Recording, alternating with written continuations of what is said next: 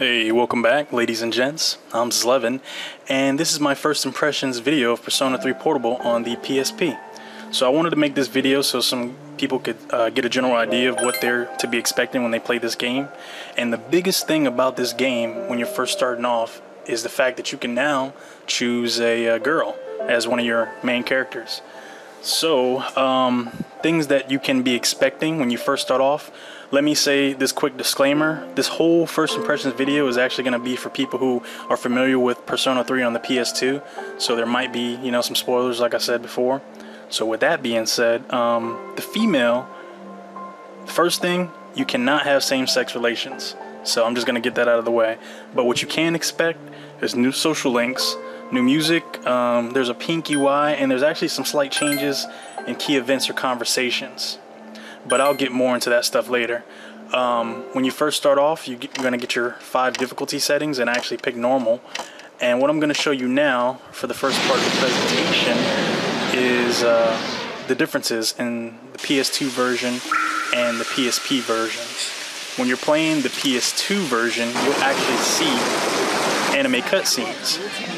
But unfortunately, since you're playing on a PSP, you won't actually be able to see these cutscenes, and they will actually be presented in a different style, which you'll see in a second.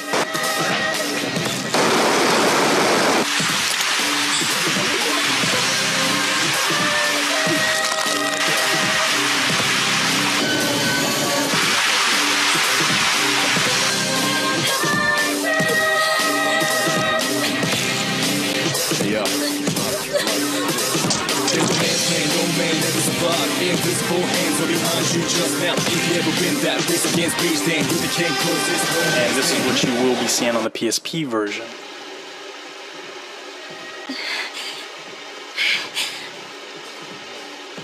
I just put it to my head, pull the trigger. No chickening out.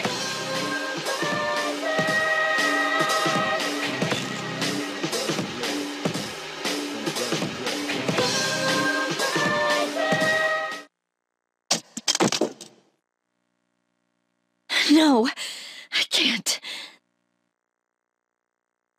So, even though a good majority of the cutscenes are actually visual novel style, the really important cutscenes actually use in-game battle graphics.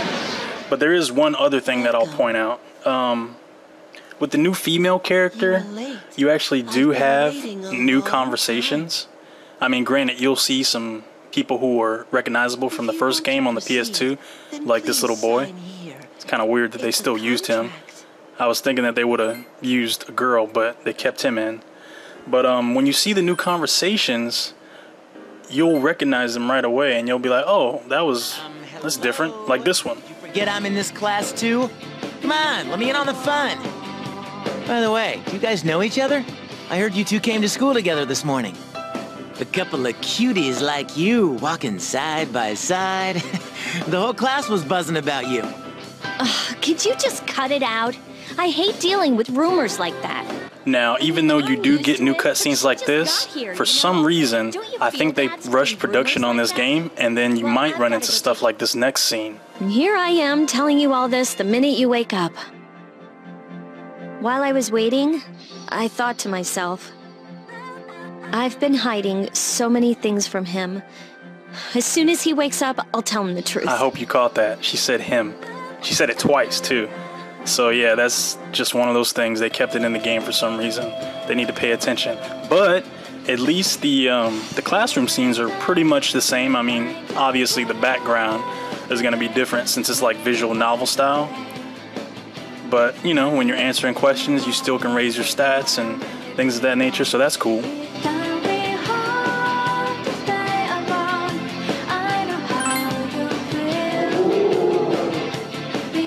It always killed me how they oohed in class.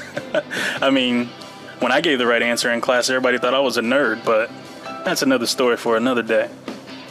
So the next part has got to be the best part about P3P once it actually pops up. In my other stuff section.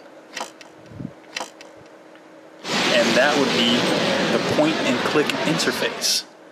It is a very beautiful thing. So when you're moving around in the world, the town map, Tartarus, in school, you have this point-and-click interface, and man, I gotta tell you, it's like the best thing that they added to this game. Actually, if they would have had this in the PS2 version and kept all the in-game models with the anime cutscenes and stuff, it would have been excellent. Because if you're anything like me, I like to speed to people and places and events, and this helps out a lot. I mean, you'll see all the same people that you saw in the game in the visual novel style, unless it's an important event, and you don't have to walk through hallways. You can just press the R button, the icons will pop up if you have them, you know, invisible, and then you just go to whatever you need to go. And then not only that, if you press the square button, you can go directly to where you need to go. Like if you're out in town and you want to go straight somewhere, just press square, list pops down, and you can choose it right away.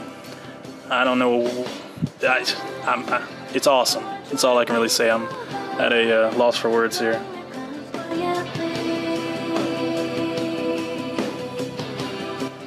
There are a couple new characters though that you'll see as you're moving around, so that is good as well. But the next thing that I'll go ahead and point out is about the battle. I'll show you a couple scenes of that.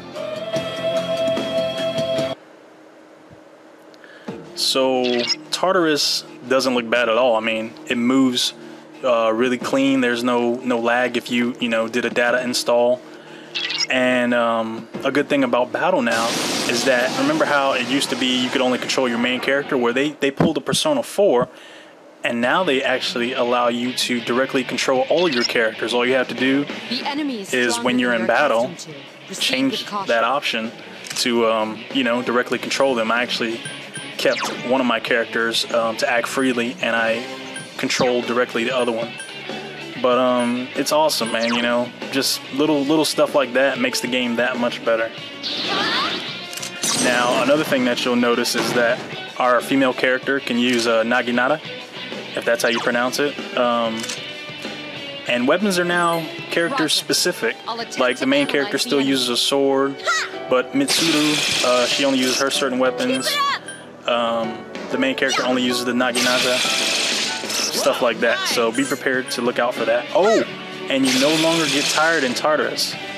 So if you always hated getting tired, you're gonna love how they implemented this. That was a quick battle, huh?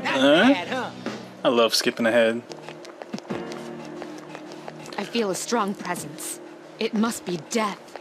Overall, I'd have to say that I had fun running around, doing the battles and stuff, being able to control my characters. It was a hell of a lot smoother. There is something else that I noticed. When you're in Tartarus at the bottom floor, it uses that same point-and-click interface to talk to people and access the Velvet Room and save. But remember how when you wanted to heal your characters, it was free? Well, now you have to pay for it. It's not that bad. I mean, it's not really expensive at all. And it seems like this game seems easier on normal. I don't know what it is, but my characters are leveling really quick, and I already have a lot of money just in the very beginning of the game.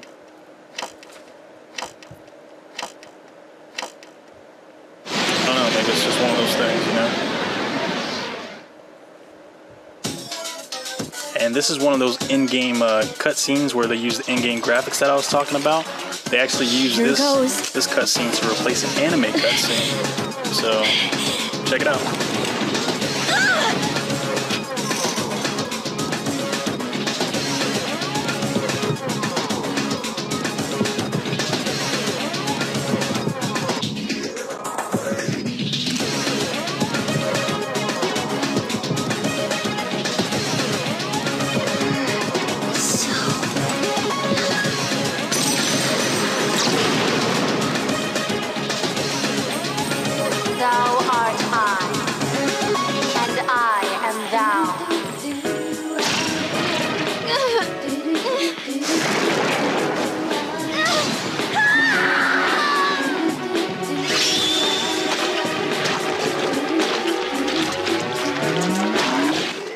All in all, if you don't mind this game not having anime cutscenes, the expansion, the answer, and the character models outside of Tartarus, then you're gonna love Persona 3 Portable, I think. I mean, there's a whole bunch of other stuff to look forward to as well, like the difficulty settings, the skill cards to give skills to any persona. You get new personas, there's new costumes, new music. I mean, I don't know. But this is just my first impressions. So, with that being said, guys, that is pretty much it for this video. I intend on doing a full review of this on my website, timeforrpgs.net. If you like the video, please thumbs it up. If you got something to say, comment it. And for everybody else, thanks for watching.